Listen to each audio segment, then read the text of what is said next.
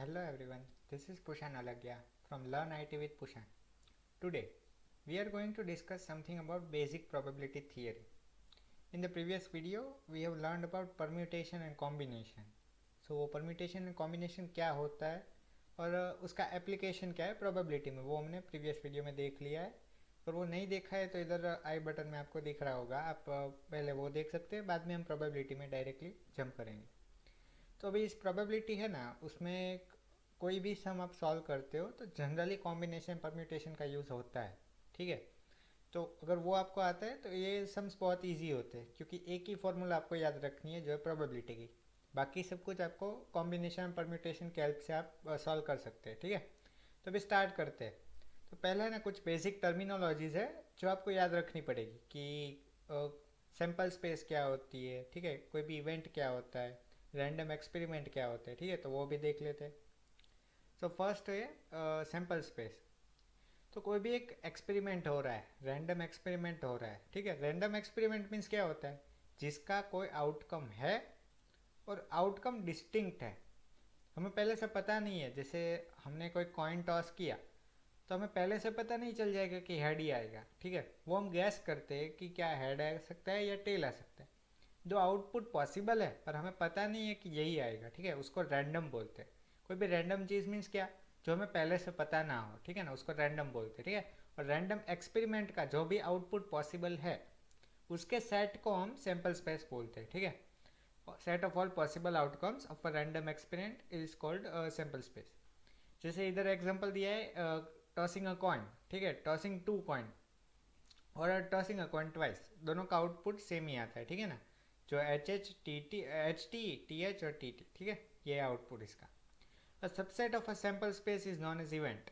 Event means क्या, कोई भी एक घटना, जो घटना हुई है उसको इवेंट बोलेंगे. तो सैम्पल स्पेस का कोई भी मीन्स, आपको पता है अगर एक डाइस को रोल करेंगे या तो 1 से 6 के बीच में कुछ आएगा. अब समझ लीजिए 1 आ गया, तो 1 मीन्स क्या, वो एक इवेंट हुई कि हमने डायल को रोल किया और उसका आउटपुट 1 आया. ठीक है, तो ये एक इवेंट हुई. नेक्स्ट पे चलते हैं. ये जो है ना, थोड़े बहुत टर्मिनोलॉजी से वो आपको याद रखनी है. इससे क्या होगा कि कभी कोई भी क्वेश्चन में ऐसा बोला हो कि ये इवेंट इम्पॉसिबल है, तो उसका मतलब आपको पता होना चाहिए कि इसका मतलब क्या है एक्चुअली. तो सारी देख लेते हैं. तो subset five of a sample space is called impossible event. इसका मतलब क्या है कि सैम्पल स्पेस है, कोई भी सेट थियरी है उसमें हमने पढ़ा था कि empty set is a subset of its of a set. Empty set is a subset of a set means क्या, कि कोई भी सेट होता है उसके सारे सबसेट को हम अगर लिखते हैं कि किधर भी, तो उसमें एक एम्प्टी सेट भी एक शामिल होता है. ठीक है ना, तो जब भी कोई भी इवेंट पॉसिबल नहीं होना तो उसका सैम्पल स्पेस क्या आएगा, कुछ भी नहीं आएगा, उसका सैम्पल स्पेस नहीं हो सकता. ठीक है, जैसे मैं कॉइन और रोल करूँ मीन्स कॉइन को टॉस करूँ और मेरे को आउटपुट 1 चाहिए, तो वो पॉसिबल ही नहीं है, क्योंकि कॉइन टॉस करने पे या तो हेड आएगा या फिर टेल आएगा. उसको मैं नंबर से रिलेट ही नहीं कर सकता, तो उसका सैम्पल स्पेस है वो 5 आएगा. ठीक है, तो उसको हम इम्पॉसिबल इवेंट बोल देंगे. बाद में the subset itself of a sample space is called sure और सर्टेन इवेंट. अब कॉइन टॉस किया है, हेड या टेल आने वाला है, तो मैंने ऐसा बोल दिया कि हेड या टेल है इवेंट, तो मुझे पता है कि इन दोनों में से एक ही आएगा, तो वो श्योर है. मीन्स मैं श्योर हूँ कि या तो हेड आएगा या तो टेल आएगा, उसको श्योर या सर्टेन इवेंट बोलते हैं. If subset contains only one element, it is called elementary or simple event. Or if a subset contains more than one element, then it is called compound or decomposable event. ठीक है, तो ये तो basic terminology है. अभी next पे चलते हैं. A set containing all the elements other than A is called a complementary event.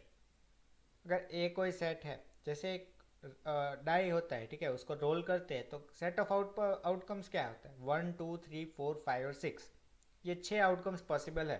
ठीक है, तो उसमें से एक ऐसा सेट है, एक ऐसी इवेंट है जिसमें क्या आया, ऑड नंबर्स आए 1 3 और 5. एक ऐसी इवेंट है जिसमें इवन नंबर आए 2 4 और 6. तो ये दोनों क्या है, एक इवेंट है वो दूसरे इवेंट का कॉम्प्लीमेंट्री है, या तो ऑड नंबर आ सकते हैं या तो इवन नंबर आ सकते हैं, तो उसको कॉम्प्लीमेंट्री बोलते हैं. ठीक है, नेक्स्ट पे चलते हैं. Union of event A and B is union of sets A and B.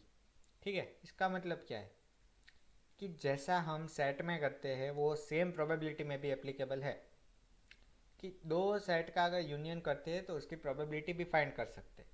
ठीक है, सिमिलरली सिमिलर वे में ही फॉर्मूला अभी हम देखेंगे, जो सेम फॉर्मूला यूज़ करके हम प्रोबेबिलिटी भी फाइंड कर सकते हैं।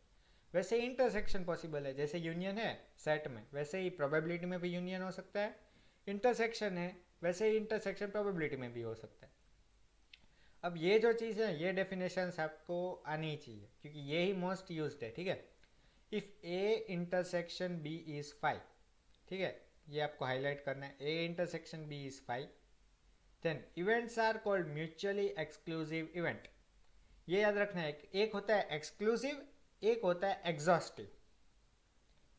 म्यूचुअली का मतलब क्या है, दोनों एक साथ। एक्सक्लूसिव, एक्सक्लूज मीन्स दोनों डिफरेंट है, और एग्जॉस्ट मीन्स दोनों सेम है। इसका मतलब मैं ऐसे समझ आता हूँ, जैसे एक इवेंट है, मैंने अभी जो एग्जांपल दिया डाइस, अगर डाइस को रोल करते हैं, ठीक है, तो या तो ऑड आउटकम्स का एक इवेंट है, एक इवन आउटकम्स का एक इवेंट है। ठीक है, तो क्या होगा, एक में एक सेट में क्या आएगा 2 4 6, दूसरे सेट में क्या आएगा 1 3 5। तो ये दोनों का अगर हम इंटरसेक्शन लेते, दोनों में से अगर कॉमन चीज़ें निकालने की कोशिश करते तो नहीं निकलेगा। क्यों? क्योंकि दोनों एक डिसजॉइंट सेट है, दोनों को जॉइंट किया नहीं जा सकता।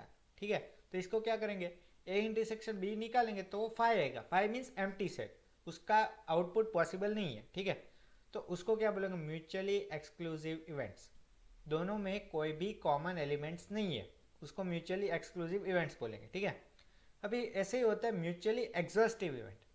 एग्जॉस्टिव इवेंट मतलब क्या है, वही जो एग्जांपल है, जैसे एक ऑड ऑड आउटकम्स है, एक इवन आउटकम्स है, उन दोनों को अगर हम ज्वाइन कर दें तो सारे सेट ऑफ आउटकम्स हमें मिल जाएंगे। एक डाइस को रोल करते हैं तो 1 2 3 4 5 6 आता है, इतने ही आउटकम्स हो सकते हैं एक डाइस को रोल करते हो। ठीक है, तो वो सारा का सारा हमें मिल जाएगा। इन दोनों सेट को अगर हम ज्वाइंट करेंगे तो ये दोनों मिल जाएगा, मीन्स सारा सैम्पल स्पेस हमें मिल जाएगा। सैम्पल्स मीन्स क्या, सैम्पल स्पेस मीन्स क्या होता है, टोटल आउटकम्स जो पॉसिबल है।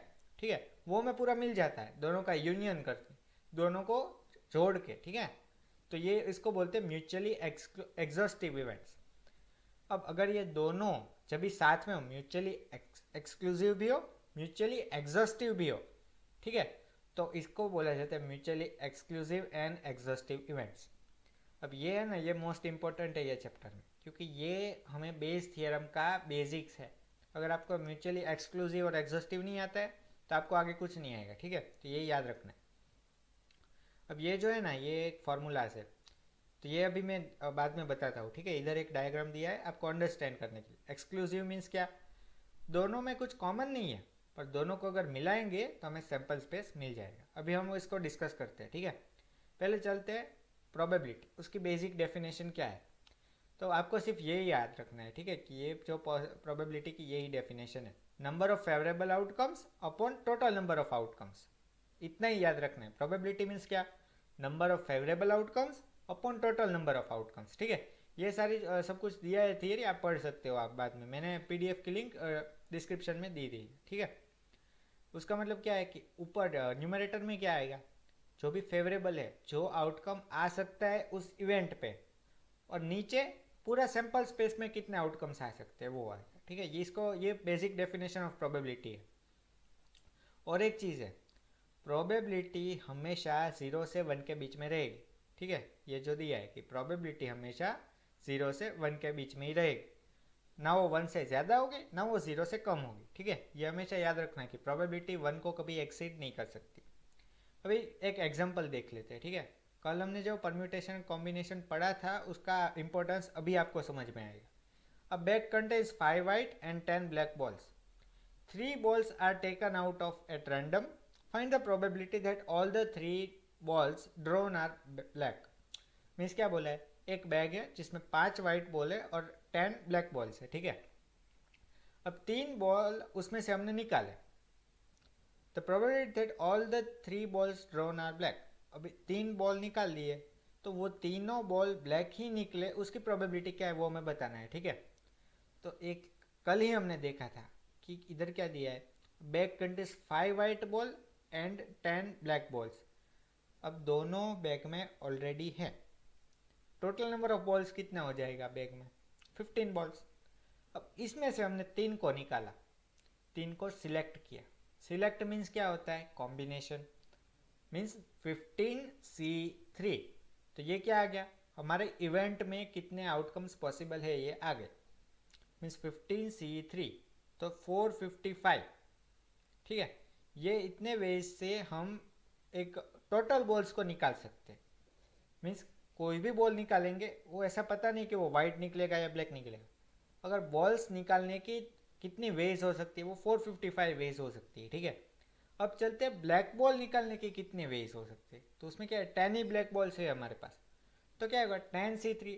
10 ब्लैक बॉल्स में से कोई भी 3 बॉल निकालना है, उसकी प्रोबेबिलिटी क्या है, मीन्स उसके आउटकम्स कितने हो सकते हैं? तो वो है 10C3। तो उसको अगर मैनिपुलेट करेंगे तो क्या आएगा, 120। अब प्रोबेबिलिटी की बेसिक फॉर्मूला है total number of possible outcomes upon total number of outcomes. ठीक है, तो ये बेसिक फॉर्मूला लगा दिए और आंसर आ गया। यही है सिंपल। इधर तक तो हमने कल सीख लिया था कि कैसे करते हैं। इस चैप्टर में सिर्फ प्रोबेबिलिटी का इतना ही एडिशन है। ठीक है, हमने नया क्या सीखा, इतना ही बस। दूसरा सब कुछ हमने कल वाले वीडियो में सीख लिया है। अभी नेक्स्ट पे चलते हैं। A unbiased coin is tossed 3 times, what is the probability of obtaining 2 heads exactly? अब ये क्वेश्चन बहुत ही ईजी है, सबको आ जाएगा। ठीक है, पर इसमें मैंने ये क्वेश्चन इसलिए रखा है कि आपको सैम्पल स्पेस कैसे लिखनी है वो आपको आना चाहिए। पहले आपको इतना आता होगा कि एक कॉइन को 2 बार टॉस करते हैं तो सैम्पल स्पेस क्या होगी, HH HT TH और TT। इधर दिया है HH HT TH और TT। अब इसको अगर 2 बार लिख लो, मीन्स पहले कितना लिखना है आपको, इतना ही लिखना है HH HT TH और TT। ठीक है, इतना लिख लिया आपने। फिर क्या करना है आपको, पहले इतना लिखना है, मीन्स क्या, HH HT TH और TT। इसी को आपको रिपीट कर देना है इधर HH HT TH और TT। आगे HHS लिख लेना है, इधर TT लिखना है। इससे क्या होगा कि आपकी जो कॉम्प्लिकेशन होता है, कभी कभी ऐसे अगर मैंने एक कॉइन को 4 टाइम टॉस कर दिया होता तो 16 आउटकम्स होते हैं। तो उसको लिखने में आप ऐसा भी हो सकता है कि आप कोई भी मिस कर लो और वो ज़्यादा टाइम कंज्यूम करे। ठीक है, आपको पता है 16 आउटकम होंगे, आप लास्ट में लिख भी लोगे पर टाइम कंज्यूम ना हो, इसलिए ये एक शॉर्टकट ट्रिक है। ठीक है, पहले 2 का लिख लेने का, आगे HH और TT ऐड कर देने का। ठीक है, ये एक शॉर्टकट ट्रिक है। अब क्वेश्चन क्या आता है, unbiased coin is toss 3 times, what is the probability of obtaining 2 heads exactly?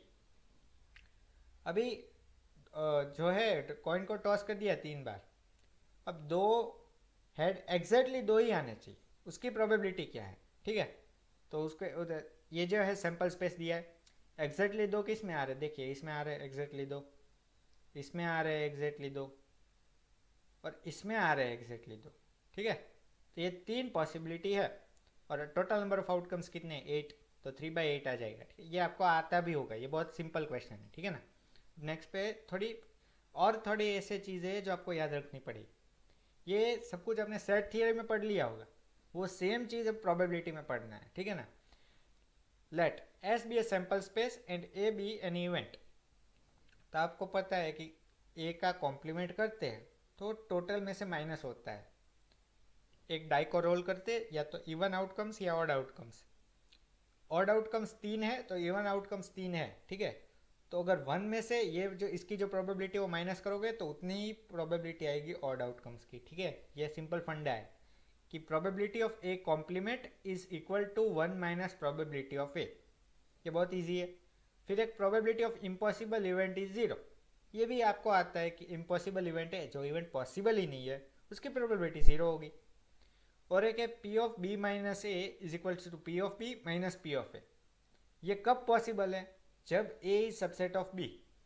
A B का सबसेट है, ए पूरा बी में ऑलरेडी अवेलेबल है, तभी भी ये पॉसिबल है। ठीक है, ये आपको कंडीशन याद रखनी है, ये जो कंडीशन दी है ये बहुत इंपॉर्टेंट है। ठीक है ना, ये कंडीशन याद होगी तो ये कंडीशन, दूसरी वाली जो कंडीशन है वो लग सकती है। ठीक है, कोई भी जगह पे।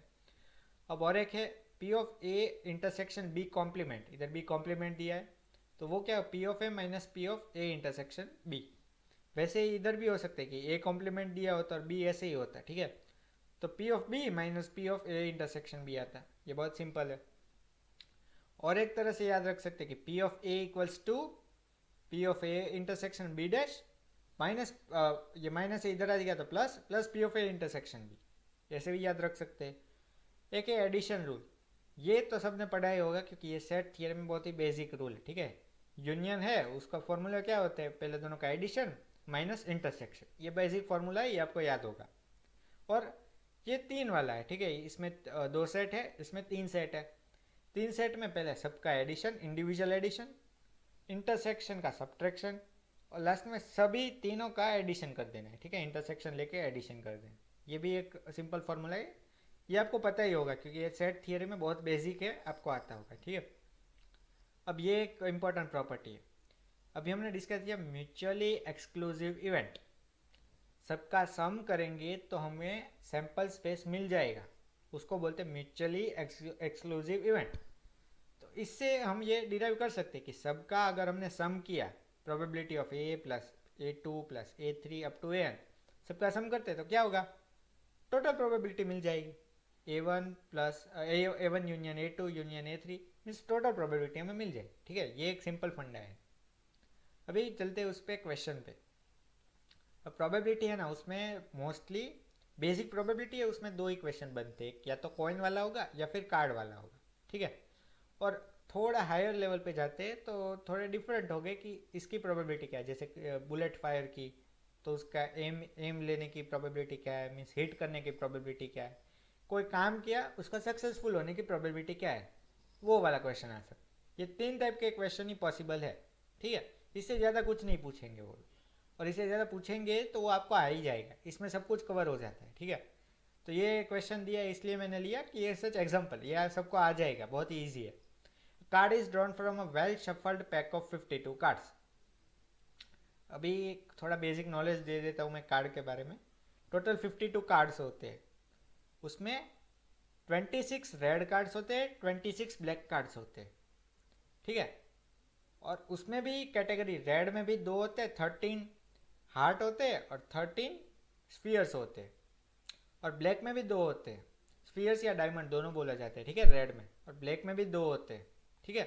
उसमें भी कैटेगरीज है, ठीक है। मैं ऐसा ज़्यादा नहीं जानता, पर इतना जानता हूँ, उतना मैंने आपको बता दिया। अभी फेस कार्ड, फेस कार्ड किसको बोलते हैं, फेस कार्ड मीन्स एक, जो 13 मैंने ऐसे पैक बोला उसमें 3 फेस कार्ड होते हैं, ठीक है। एक एक किंग होता है, क्वीन होता है और एक चेस है होता है, ठीक है ना, ये 3 होते हैं।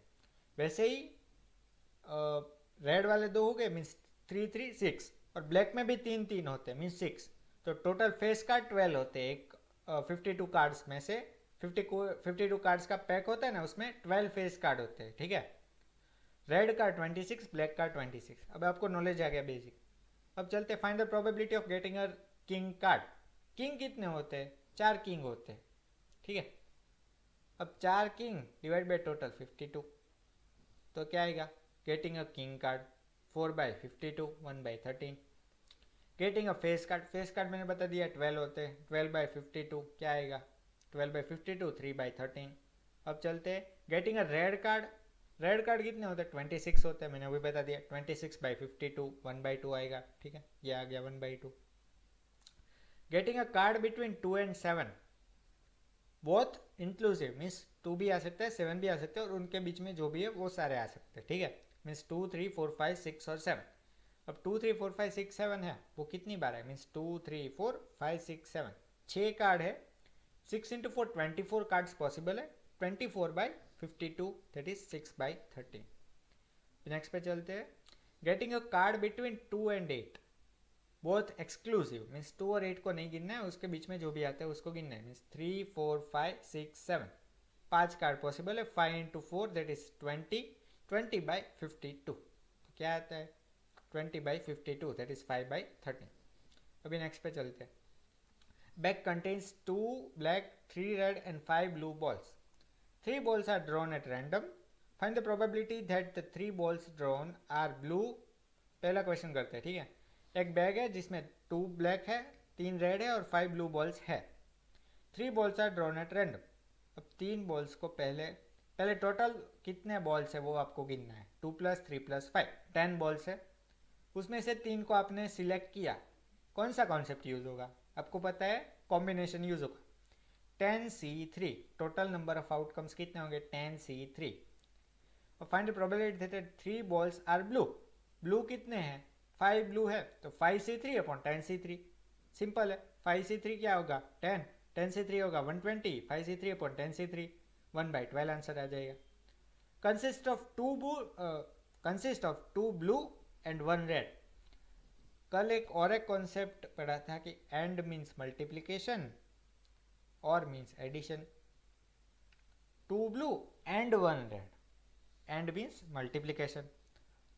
ब्लू कितने हैं हमारे पास 5 है, 5 में से 2 5C2, वन रेड, रेड कितने 3 3C1, दोनों का multiplication 5C2 into 3C1 that is 30 upon total number, वो हमने इधर ही निकाल लिया है 120 आएगा। ठीक है, नेक्स्ट पे चलते हैं।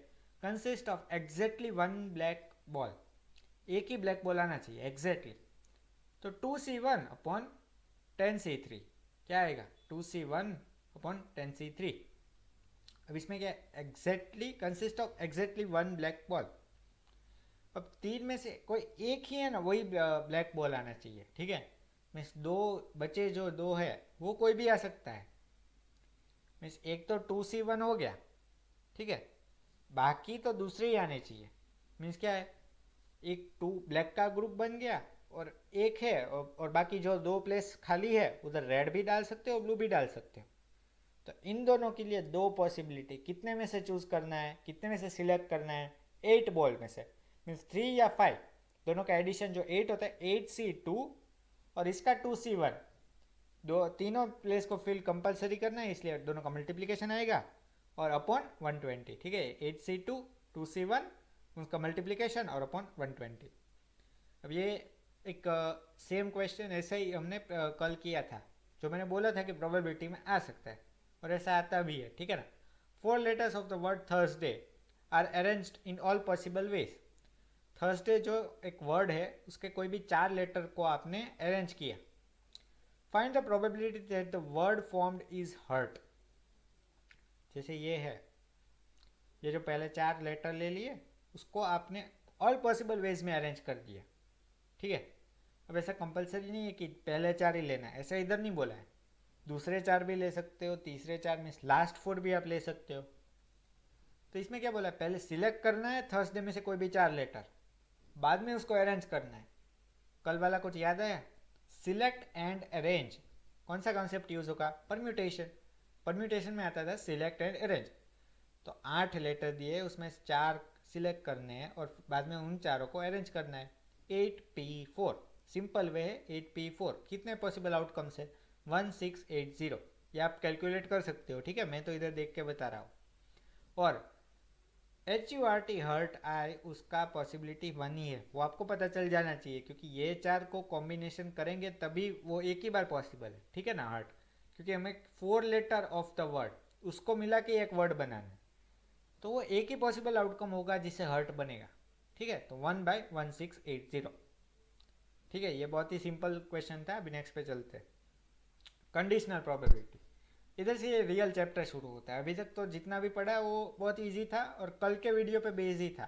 कल का वीडियो देखा होता तो इतना तो आपको आ ही जाता। ठीक है ना। अब आता है कंडीशनल प्रोबेबिलिटी।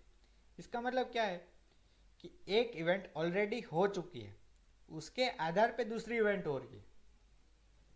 इसका डेफिनेशन पढ़ लेते हैं। Let be a sample space and P any 2 events, ऐसे दो है, ए है और बी है।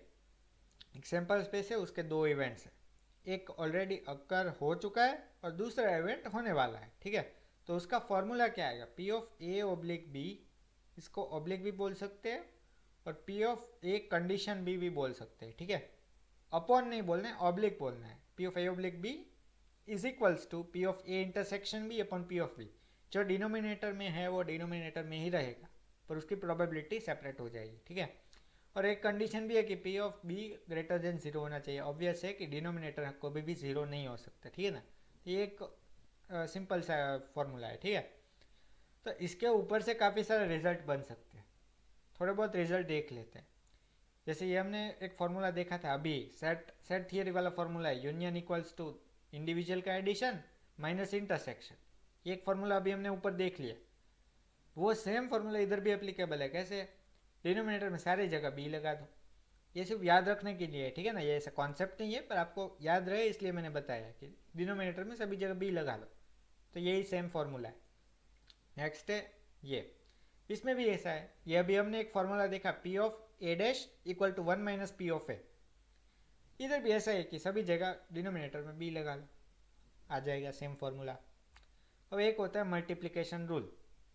इसमें कुछ रॉकेट साइंस नहीं है, ठीक है ना, ये भी सेम ही है। इसमें क्या किया, P of A intersection B है, उसको सब्जेक्ट ऑफ इक्वेशन बना लिया, पी ऑफ बी को इधर मल्टीप्लाई कर दिया, तो उसको इन्होंने मल्टीप्लिकेशन रूल नाम दे दिया।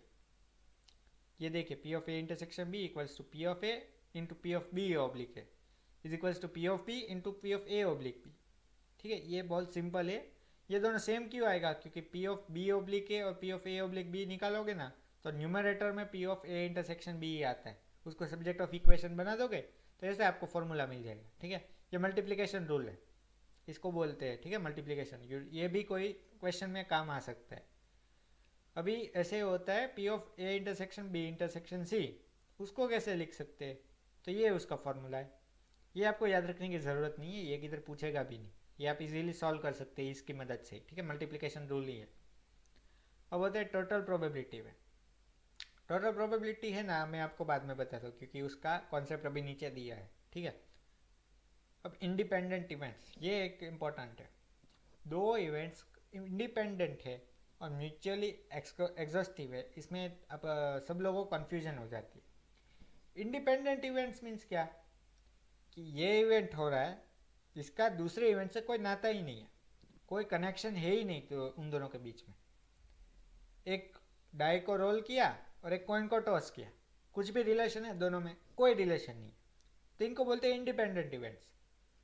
अगर एक ऐसा क्वेश्चन आता है कि मैंने एक कॉइन को टॉस किया, अगर हेड आता है तो मैं एक डाई को रोल करूंगा, पर उन दोनों इवेंट पे कोई कनेक्शन नहीं है, डायरेक्ट कनेक्शन नहीं है। हमने ऐसा बोला कि हेड आता है तो मैं एक डाई को रोल करूंगा, पर डायरेक्ट कनेक्शन उसको नहीं बोलते। ठीक है ना, डायरेक्ट कनेक्शन किसको बोलते हैं, या तो एक डाई को रोल किया, या फिर इवन इवन आउटकम्स आए या फिर ऑड आउटकम्स आए, इसको डायरेक्ट कनेक्शन बोलते हैं, क्योंकि वो एक ही सैंपल स्पेस से बिलोंग करते हैं। पर ये दो इवेंट है ना, वो डायरेक्टली इंडिपेंडेंट है, इसका सैंपल स्पेस और इसका सैंपल स्पेस दोनों डिफरेंट होंगे, तो उसको बोलते हैं इंडिपेंडेंट इवेंट्स। ठीक है, अब ये है मैंने जो अभी बताया उसका डिफरेंस इधर बताया है। They can not happen simultaneously, जो म्यूचुअली एक्सक्लूसिव हो, सेम सैंपल स्पेस से बिलोंग करते हैं, और इंडिपेंडेंट इवेंट्स है वो सेम सैंपल स्पेस से भी बिलोंग कर सकते, डिफरेंट सैंपल स्पेस से भी बिलोंग कर सकते। पर हमें एक चीज़ श्योरली पता है कि इन दोनों के बीच का जो यूनियन होगा, ठीक है, दोनों का यूनियन होगा, वो एक्चुअली डिफरेंट आएगा। Means P of A intersection B अगर उसकी फॉर्मूला लिखते हैं तो वो P of A into P of B हो जाएगा।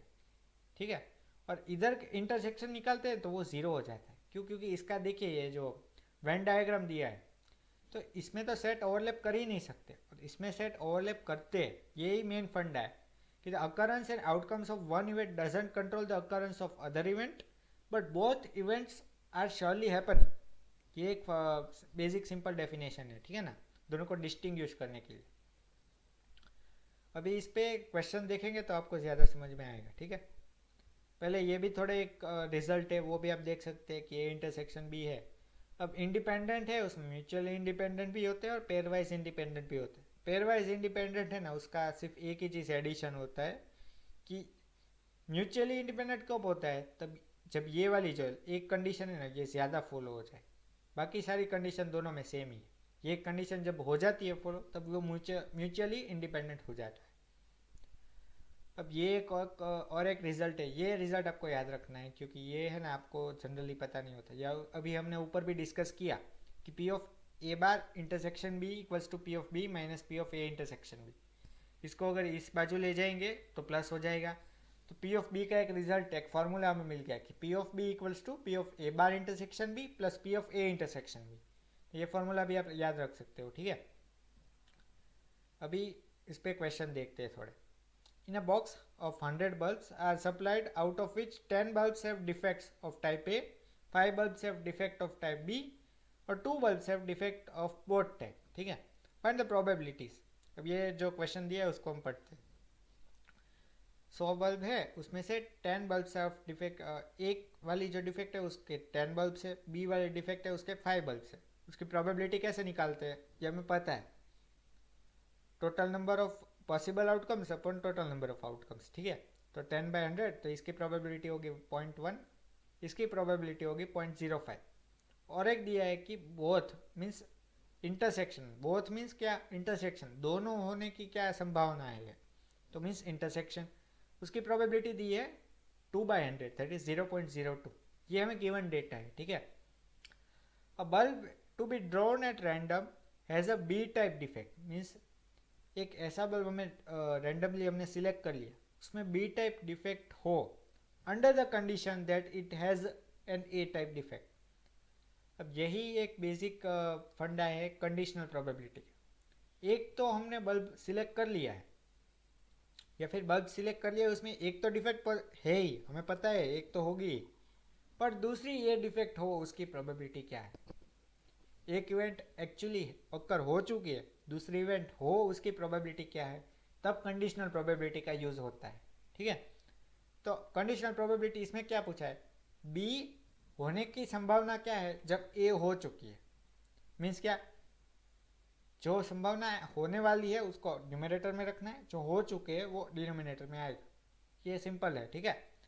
तो ए हो चुका है तो इधर क्या, P of B oblique A, उसका फॉर्मूला है, ये फॉर्मूला अभी हमने डिस्कस कर लिया, उसमें सिर्फ वैल्यू सब्सटीट्यूट करो, आंसर ले आओ, सिंपल है। अब दूसरा क्या है, ये देखिए, bulb is to be drawn at random has no B type defect, B तो नहीं होना चाहिए और ए भी नहीं होना चाहिए। उसका मतलब क्या है, P of B dash oblique A dash, means इसका अगर फॉर्मूला ऐसा इसमें लिखते हैं तो सारी जगह क्या आएगा, डैश आ जाएगा। अब इसको अगर सॉल्व करना हो ना, तो एक बेसिक है कि ये डी मॉर्गन स्लो आपने सेट थियरी में पढ़ा होगा कि सारे जो कॉम्प्लीमेंट है उसका अपर कॉम्प्लीमेंट लेते हैं तो सारे का ये जो कॉम्प्लीमेंट हट जाएगा और इधर साइन चेंज हो जाएगा, that is union becomes intersection, intersection becomes union, ठीक है। ये डी मॉर्गन स्लो अप्लाई किया। इसको 1 माइनस ये लिख सकते, ये भी अभी हमने प्रॉपर्टी डिस्कस कर ली है, दोनों को ऐसे लिख लिया। इसकी फॉर्मूला लिख ली, यूनियन इक्वल्स टू दोनों का इंडिविजुअल एडिशन माइनस इंटरसेक्शन का सब्सट्रैक्शन, और सॉल्व कर लिया, ठीक है। ये बेसिक ये तो आपको आना चाहिए क्योंकि ये सेट थियरी है। मेन फंडा किधर लगाना था, ये कि ये फॉर्मूला आपको अप्लाई करनी है, ये आपको आना चाहिए। इधर भी ये फॉर्मूला आपको अप्लाई करनी है, ये आपको आना चाहिए। बाकी तो वो सब कुछ मैनिपुलेशन है, वो इजी है, वो आपको आ जाएगा, ठीक है। नेक्स्ट क्वेश्चन पे चलते हैं। Problem of statistics is given to 3 students A B and C whose chances of solving are 1/3, 1/4 and 1/2 respectively. What is the probability that the person or the problem will be solved? अब ये 3 लोग हैं, तीनों को probability ये दी है एक problem solve करने के लिए। अब ऐसा जब क्वेश्चन है ना कि what is the probability that this problem will be solve, ठीक है, तो उसमें हमेशा एक चीज़ याद रखनी कि जब भी ऐसा क्वेश्चन आए तो हमेशा यूनियन होगा, या तो ए सॉल्व कर लेगा, या तो बी सॉल्व कर लेगा, या तो सी सॉल्व कर लेगा, ठीक है। तीनों लोग एक ही प्रॉब्लम सॉल्व करेंगे तो वो मीनिंगलेस है, ठीक है। अगर एक ने सॉल्व कर दिया तो दैट्स इट, कि क्वेश्चन सॉल्व हो गए, ठीक है। अब हमें इधर पूछा कि what is probability that the problem will be solve. Problem को सॉल्व करना है कि तीनों को सॉल्व नहीं करना है, तीनों में से एक को सॉल्व करना है। ए और बी और सी मीन्स क्या, यूनियन का यूज हो रहा है, तो probab P of A union B union C हमें फाइंड करना है, ये क्वेश्चन में दिया हुआ है, ठीक है। P of A union B union C, data क्या है, P of A, P of B और पी ऑफ सी हमें दिया हुआ है, इसके ऊपर से हमें ये फाइंड करना है। तो इसका जो है ना, ये मैनिपुलेशन वाला प्रॉब्लम है। इसमें अगर आपको सेट थियरी आपकी कमज़ोर है तो ये आपको नहीं आएगा। आपको इतना पता चल गया कि P of A union B union C find करना है, पर उसके आगे जो किया है ना वही मेन इंपॉर्टेंट है। इसमें क्या है, रिवर्स थियरी अप्लाई किया कि 1 माइनस इसका होल कॉम्प्लीमेंट, ठीक है ना, इसका होल कॉम्प्लीमेंट इधर आ जाएगा, और बाद में यूनियन है तो डी मॉर्गन्स लॉ अप्लाई कर दिया, तो अंदर कॉम्प्लीमेंट करेंगे तो साइन चेंज हो जाएगा।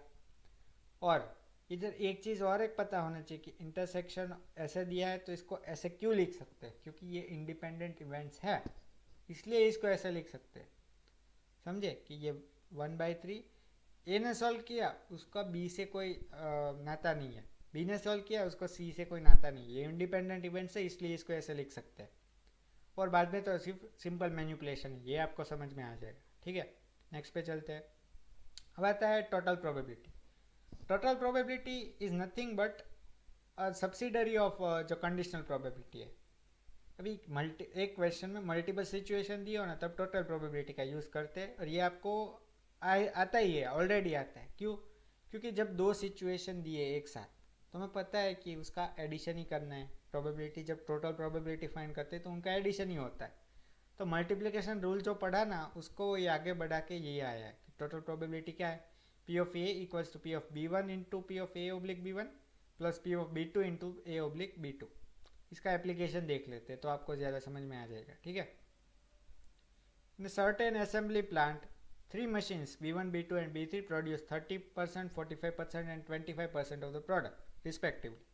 It is known from the past experience that 2%, 3% and 2% of the product made by each machine respectively are defective. Suppose that a fine product is randomly selected.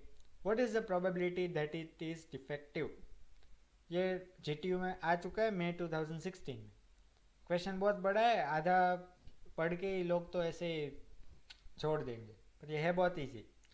पहले तो क्या है, B1, B2, B3 प्रोड्यूस करेंगे, उसकी probability दे दी है 0.3, 0.45, 0.25।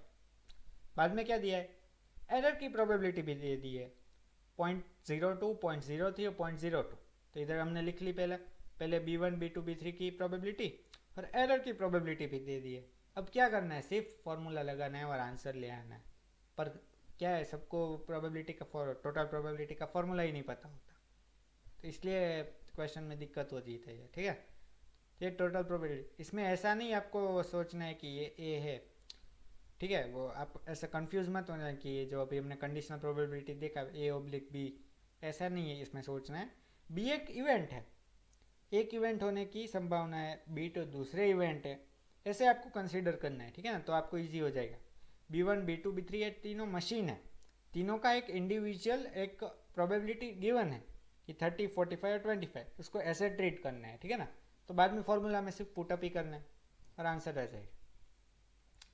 अब एक question है जो बहुत ही कॉमन है, problem of statistics is given in 2, 3 students, उस चांसेस ऑफ सॉल्विंग आर, और ये सेम क्वेश्चन ऊपर देखा वैसे, what is the probability that a problem will be solve.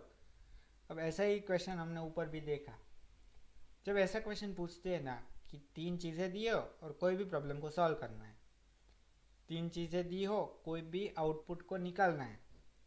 अब ऐसा तो हो नहीं सकता कि तीनों के तीनों चीज़ें लोग ऐसी मेहनत नहीं करनी है। ठीक है, एक ने सॉल्व कर लिया, ठीक है, वो प्रॉब्लम सॉल्व हो गया। हमने आउटपुट के लिए 3 लोग क्यों बैठा है, एक आपको अगर प्रॉब्लम दे दिया, 3 लोग सॉल्व कर रहे हैं। ठीक है, 3 लोग सेम प्रॉब्लम को सॉल्व कर रहे हैं। अगर एक से प्रॉब्लम सॉल्व हो जाता है तो दूसरे को वेट नहीं करना है कि ये मैं भी यही प्रॉब्लम सॉल्व करूँ, वो दूसरा सबको बता देगा कि ऐसा प्रॉब्लम सॉल्व होता है। क्योंकि अगर वेट करने जाएंगे तो वो बहुत टाइम ले लेगा। ठीक है ना, तो आपको क्या करना है, एक को अगर आउटपुट मिल गया है तो सबको डिस्ट्रीब्यूट कर लेगा। इसलिए ऐसा नहीं है कि पहला ए भी प्रॉब्लम सॉल्व करे, बी भी प्रॉब्लम सॉल्व करे, सी भी प्रॉब्लम सॉल्व करे। सब लोग कोई भी एक प्रॉब्लम सॉल्व करके दोनों को बता देगा। मीन्स कोई किसी एक को ही प्रॉब्लम सॉल्व करना है, या तो ए करेगा, या तो बी करेगा, या तो सी करेगा। मीन्स ए और बी और सी, और का मतलब क्या होता है प्रोबेबिलिटी में, यूनियन, हमें पता है। और आपको एक चीज़ याद रखनी है, एंड, इंटरसेक्शन, मल्टीप्लिकेशन, ये तीनों एक चीज़ है, और यूनियन, एडिशन, ये तीनों एक चीज़ है। ये चीज़ आपको मगज में ऐसे क्या ब्रेन में फिट कर लेना है कि ये जब लिखा है तो ऐसे हम लिख सकते हैं, उसको अप्लाई किधर भी कर देना है। ठीक है ना, तो आंसर आ ही जाएगा उससे आपका। अब ये जो है, ये क्वेश्चन आपको घर पे करना है, क्योंकि सिमिलर क्वेश्चन इधर दिया है। A person A is known to hit a target 3 out of 4 shots, whereas a person B is known to hit the same target in 2 out of 3 shots. Find the probability of the target being hit at all the time.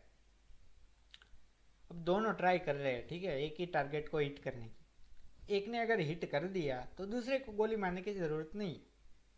ठीक है, एक से target hit हो गया तो फिर दूसरे को गोली मारने की ज़रूरत नहीं है। ये बहुत सिंपल फंडा है। ठीक है ना, तो क्या आएगा, यूनियन का यूज़ होगा, बस यही इसमें क्वेश्चन में मेन इंपॉर्टेंट था कि यूनियन है ना, उसका यूज़ होगा।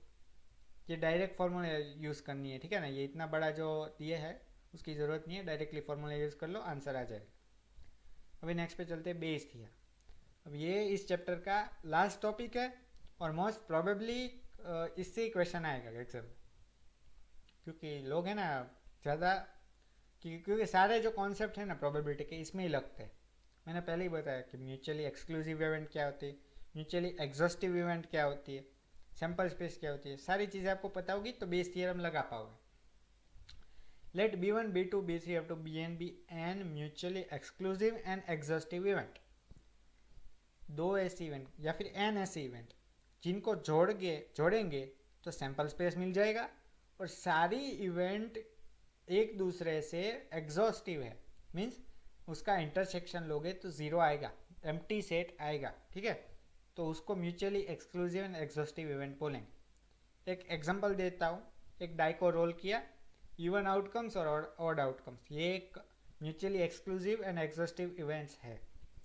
Of a sample space S and B A and let A be any events such that P of A not equals to 0। तो उसके फॉर्मूला है, सिंपल फॉर्मूला ये है, P of B oblique A is equals to P of B upon into P of A oblique B, और denominator में ये सारा। उसका मतलब क्या है, एक इवेंट होगी, मल्टीप्लिकेशन रूल में से एक को आगे निकाल के उसकी और एक बार प्रोबेबिलिटी निकालना, यही है ये बेस थियरम।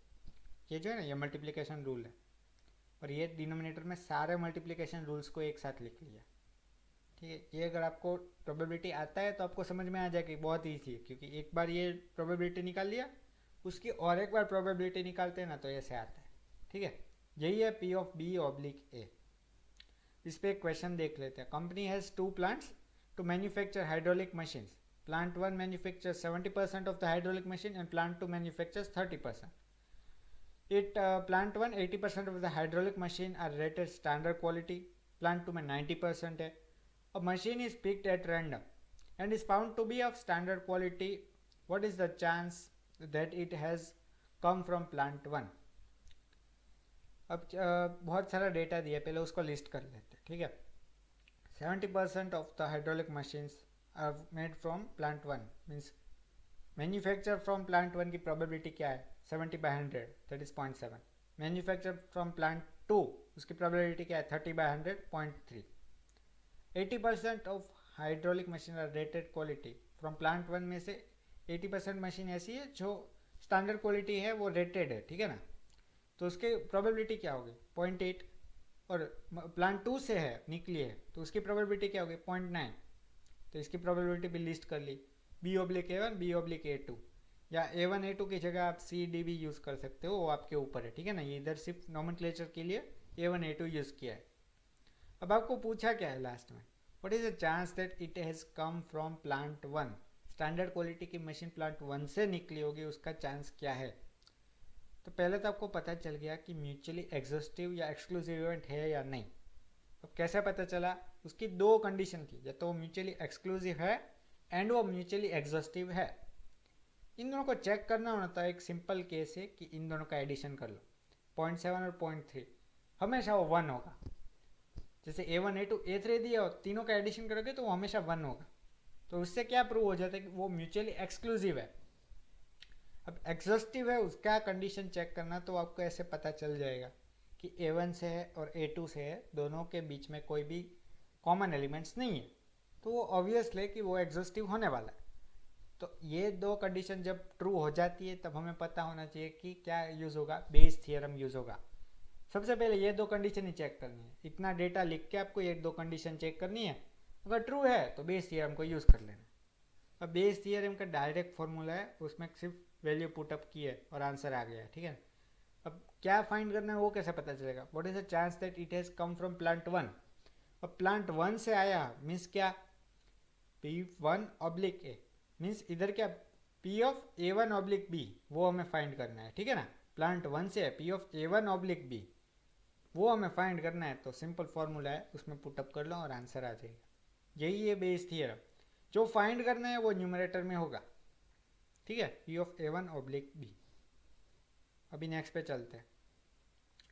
जैसे ये थोड़े क्वेश्चन से आपके लिए दिए जो आप प्रैक्टिस कर सकते हो, ठीक है ना घर पे। ये PDF आपको डिस्क्रिप्शन सेक्शन में मिल जाएगा। ये एक और एक क्वेश्चन है, जिसमें क्या मल्टीपल क्वेश्चन को एक ही क्वेश्चन में पूछ लिया है। तो इसमें 3 बार बेस थियरम को अप्लाई करना है, ये 1 बार, ये 2 बार और ये 3 बार। तीनों की प्रोबेबिलिटी फाइंड करनी है और ये ईजी है। अब ये था बेसिक प्रोबेबिलिटी का वीडियो। इसमें सारे क्वेश्चंस मैंने सॉल्व करवा दिए। जीटीयू प्रीवियस ईयर्स वाले, most of question GTU previous years वाले ही थे, ठीक है ना। इसमें लिस्टेड नहीं है, वो भी जीटीयू प्रीवियस ईयर्स में ही आ गए हैं ऑलरेडी। तो आपको क्या है, बेसिक आइडिया लग गया कि प्रोबेबिलिटी में है ना, बेसिक प्रोबेबिलिटी में इतना ही आने वाला है। अब आगे हम जब वेरिएबल्स पढ़ेंगे, जो रैंडम वेरिएबल्स है, ठीक है, डिस्क्रीट वेरिएबल्स है, उसके आपको पता चलेगा कि आगे कैसे क्वेश्चन फॉर्म हो सकते हैं। पर प्रोबेबिलिटी का अगर इतनी चीज़ें आपको पता है तो आपको बेसिक प्रोबेबिलिटी आता है, आप इतना बता सकते हैं। ओके, तो अगर आपको अच्छा लगा तो आप लाइक भी कर सकते हो और शेयर भी कर सकते हैं, ठीक है, अपने फ्रेंड्स के साथ। तो क्या है, उनको भी बेनिफिट मिल सके। Okay, thank you, bye.